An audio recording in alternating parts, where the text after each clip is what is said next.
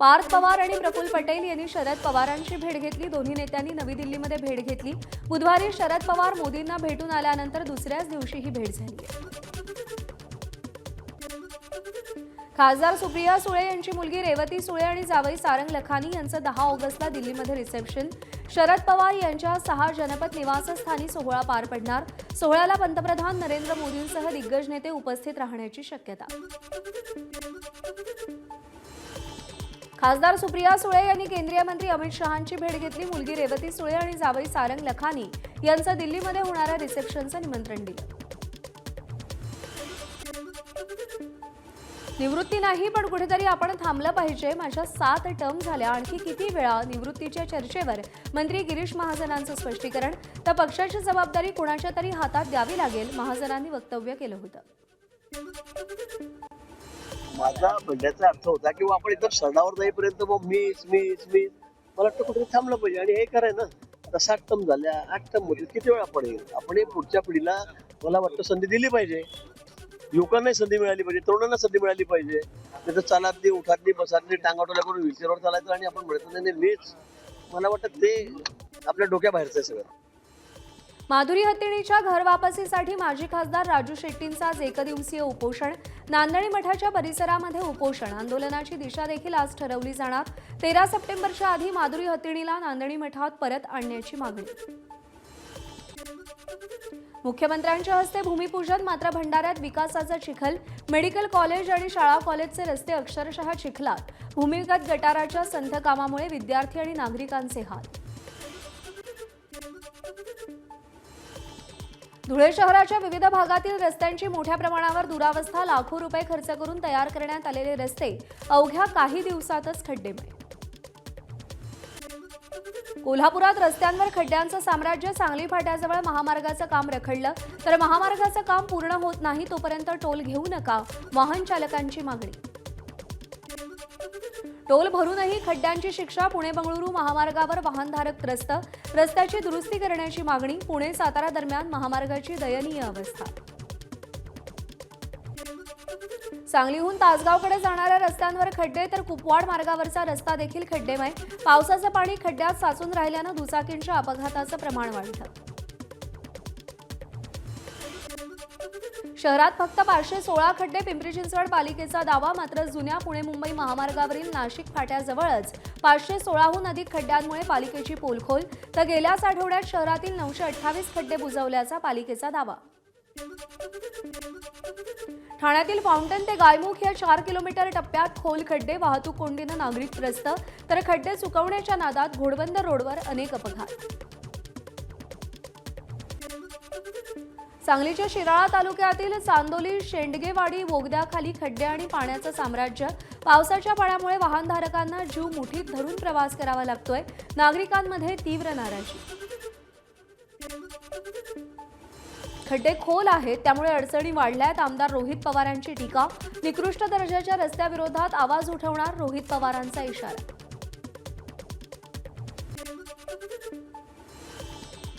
महात्मा ज्योतिराव फुले शेतकरी कर्जमुक्ती योजनेचा पहिल्या टप्प्यामध्ये मराठवाड्यातील 6,18,000 शेतकऱ्यांना लाभ। जालना जिल्ह्यातील शेतकऱ्यांना सर्वाधिक लाभ। लातूर आणि परभणीचा दुसरा क्रमांक। राज्यातल्या धरणांमधला पाणीसाठा 61%, कोकणातल्या धरणांमध्ये सर्वाधिक 83% पाणीसाठा। मराठवाड्यात सर्वात कमी 34% पाणीसाठा। उजनीमध्ये 100%, जायकवाडीमध्ये 61% पाणीसाठा, तर कोयना धरणामध्ये 74 ते 85% पाणीसाठा। विदर्भातल्या धरणांमध्ये अद्यापही अपेक्षित जलसाठा नाही। आतापर्यंत विदर्भातील 26 मोठ्या धरणांमध्ये 49.76% जलसाठा। सांगलीच्या शिराळा तालुक्यातील वारणा धरणातून विसर्ग वाढवला। 5100 क्युसेक विसर्ग सुरू। नदीकाठच्या गावांना सतर्कतेचा इशारा। धरणातील पाण्याची आवक आणखी वाढल्यास विसर्गात वाढ होणार। सोलापूरच्या उजनी धरणातल्या विसर्गामुळे चंद्रभागेच्या पाणी पातळीत वाढ। वारकऱ्यांचं धोकादायक स्नान प्रशासनाची डोकेदुखी ठरतंय। उजनी धरणातल्या विसर्गामुळे वीर धरणातूनही पाण्याचा विसर्ग। सातारा महाबळेश्वर मार्ग दुसऱ्या दिवशीही बंद। दरड हटवताना पुन्हा दरड कोसळल्याची घटना। काल केळघर घाटात दरड कोसळल्यानं रस्ता बंद केला होता। पुराच्या पाण्यात वाहून गेलेला डहाणू बोर्डी सागरी राज्यमार्ग पुन्हा वाहतुकीसाठी खुला. सार्वजनिक बांधकाम विभागानं युद्धपातळीवरती दुरुस्तीचं काम केल्यानं मार्ग खुला. यामुळे डहाणू घोलवड बोर्डी तसंच गुजरातच्या उंबरगावकडे जाणारी वाहतूकही आता पूर्ववत झाली. नाशिकमधील गोदावरीच्या पुरानं कुंभमेळ्याचं नियोजन बिघडणार. पुरामुळे गोदा घाटावरच्या बांधकामाला फटका. कुंभमेळ्यातील पावसाची प्रशासनाकडे पर्यायी व्यवस्थाच नाही, तर दोनदा जो पूर आला तो केस स्टडी म्हणून बघितला जात असून प्रशासनाची लिटमस टेस्ट झाल्याचा महापौर हिमगौरी आडके यांचा दावा. लवकरात लवकर आपले सन्माननीय कुंभमेळा मंत्री गिरीशजी महाजन आणि नक्कीच आपल्या मुख्यमंत्र्यांचं देखील खूप बारीक लक्ष आहे. त्याच्यामुळे जे काही याच्यामध्ये आपण एक म्हणू की रियालिटी स्पेसिफिक चेक देण्याची गरज आहे आणि काही टेक्निकल इम्प्रूव्हमेंटची गरज आहे ती आम्ही करतोय. छत्रपती संभाजीनगरमध्ये गंगापूर शहरात सराफा दुकानातून 1.5 तोळे सोन्याची अंगठी घेऊन भामटा फरार. गंगापूर पोलीस ठाण्यात गुन्हा दाखल. सीसीटीव्ही फुटेजच्या आधारे आरोपीचा शोध सुरू. नंदुरबार गुन्हे शाखेची अवैध दारू तस्करी विरोधात मोठी कारवाई. गुजरातकडे जाणारा विदेशी बिअरचा साठा जप्त केला. 6,36,000 रुपयांचा मुद्देमाल जप्त. साताऱ्याच्या खंडाळा तालुक्यातील शिंदेवाडीत गोळीबार. सराईत गुन्हेगार गंभीर जखमी. आरोपींच्या शोधासाठी पोलिसांची 2 पथकं रवाना. नागपूर महापालिकेच्या आपली बस चालकानं महिला प्रवाशाला शिवीगाळ केल्याचा आरोप. बस स्टॉपवर उतरण्याआधीच दरवाजा बंद केल्याबाबत विचारणा केली असता चालकानं शिवीगाळ केल्याचा आरोप. चालकावर कारवाई करण्याची मागणी.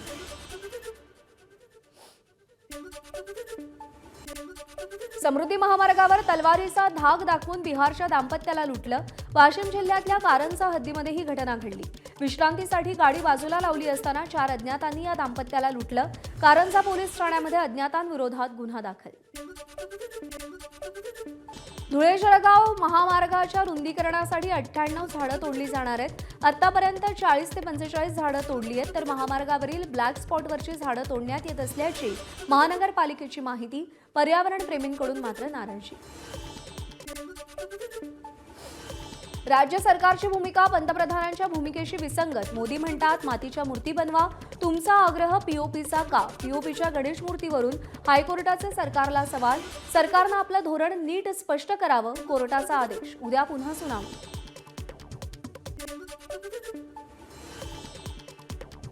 भंडाऱ्यामध्ये काल सर्वधूर मुसळधार पाऊस. जिल्ह्याच्या शेवटच्या टोकाला असलेल्या सुंदरी गावातील तलावाचा बांध फुटला.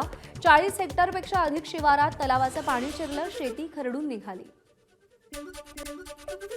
बुलढाण्यामध्ये अनुसूचित जातींच्या उपवर्गीकरण लागू करण्याच्या मागणीसाठी मोर्चा. मलकापूर इथं उपविभागीय अधिकारी कार्यालयावर मोर्चा काढलाय. बीड जिल्ह्यातल्या परळीमध्ये रात्री विजांच्या कडकडाटासह झालेल्या पावसामुळे महावितरणची सेवा कोलमडली. अनेक गावांमध्ये वीज पुरवठा खंडित, तर जुनागाव परिसर रात्रभर अंधारात. सतत खंडित होणाऱ्या वीज पुरवठ्याकडे लक्ष देण्याची नागरिकांची मागणी. साईबाबांच्या शिर्डीमध्ये 3 दिवस चालणाऱ्या गुरुपौर्णिमा उत्सवाला आजपासून सुरुवात. उद्या उत्सवाचा मुख्य दिवस असल्यानं आज रात्रभर साई मंदिर दर्शनासाठी खुलं ठेवलं जाईल. प्लास्टिकच्या नोटा चलनात आणण्यास अखेर मंजुरी. अर्थ राज्यमंत्री पंकज चौधरींनी संसदेत माहिती दिली. आधी 10 आणि 20 रुपयांच्या नोटा चलनात येणार, तर प्लास्टिक नोटांसोबत सध्याच्या कागदी नोटाही कायम राहणार. अर्ध्या पुणे शहराचा गुरुवारी पाणीपुरवठा बंद राहणार. लष्कर जलशुद्धीकरण केंद्र आणि पंपिंग स्टेशन याच्या देखभालीच्या कामासाठी गुरुवारी पाणीपुरवठा बंद राहील. शुक्रवारी उशिरा आणि कमी दाबानं पाणीपुरवठा होणार. महानगरपालिकेची माहिती. रत्नागिरीच्या राजापुरात महाविकास आघाडीला धक्का. काँग्रेसच्या नगरसेविका अफरोज झारी यांचं जात प्रमाणपत्र अवैध ठरलं. अफरोज झारी यांचं नगरसेवक पद धोक्यात, तर तक्रारदार उमेदवाराचंही प्रमाणपत्र अवैध.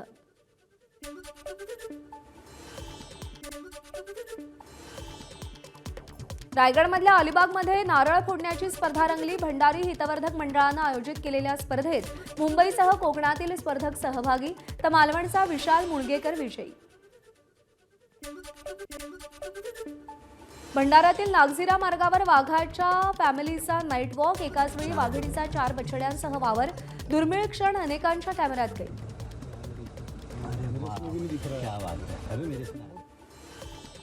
महाराष्ट्राच्या सर्वेश कुशारेची ग्लासगो इथं सुरू असलेल्या राष्ट्रकुल क्रीडा स्पर्धेमध्ये ऐतिहासिक कामगिरी. उंच उडीमध्ये रौप्य पदक पटकावत इतिहास रचला. या स्पर्धेमध्ये उंच उडीत पदक पटकावणारा पहिला भारतीय खेळाडू ठरला. ग्लासगो इथं राष्ट्रकुल क्रीडा स्पर्धेत पॅरा अॅथलेटिक्समध्ये शर्मिला धनखडची सुवर्ण कामगिरी. पॅरा गोळाफेक प्रकारात सुवर्णपदक पटकावत इतिहास रचला. 20 वर्षांनंतर पॅरा अॅथलेटिक्समध्ये भारताला सुवर्ण. याच प्रकारात भारताच्या शिल्पा शायलाची कांस्य पदकाची कमाई. 79 किलो वजनी गटातील वेटलिफ्टिंग स्पर्धेमध्ये वल्लुरी अजय बानूनं रौप्य पदक पटकावलं, तर केवळ 1 किलोग्रामनं सुवर्णपदक हुकलं. वडील श्रीनिवास यांनी 2010 साली कांस्य पदक जिंकलं होतं.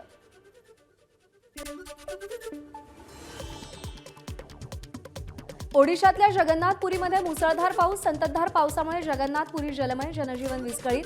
बालागंडीसह अनेक ठिकाणी रस्त्यांना नद्यांचं स्वरूप. बाजार, घरं, दुकानांमध्येही पाणी शिरलं. आसाममध्ये सुरू असलेल्या मुसळधार पावसामुळे पुराची परिस्थिती आणखी गंभीर. शिवसागर जिल्ह्यामध्ये पुरामुळे हाहाकार. नौजान गावाला पुराचा आणि पावसाचा सर्वाधिक फटका. नागरिकांचं जनजीवन विस्कळीत. रुद्रप्रयागमध्ये पावसामुळे हाहाकार. अलकनंदा नदी धोक्याच्या पातळीवर. केदारनाथ यात्रेवरही परिणाम. नागरिकांना सतर्क राहण्याचं आवाहन.